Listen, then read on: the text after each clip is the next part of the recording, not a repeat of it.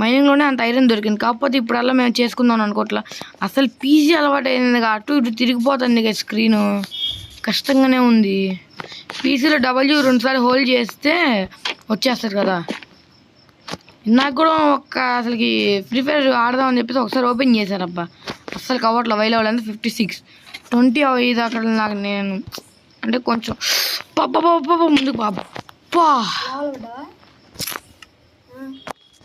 మళ్ళీ అదే నిచ్చనే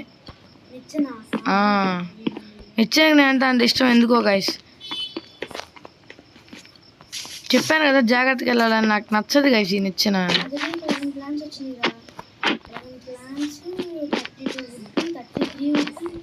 మళ్ళీ పడతా. అమ్మయ్యా జస్ట్ మిస్.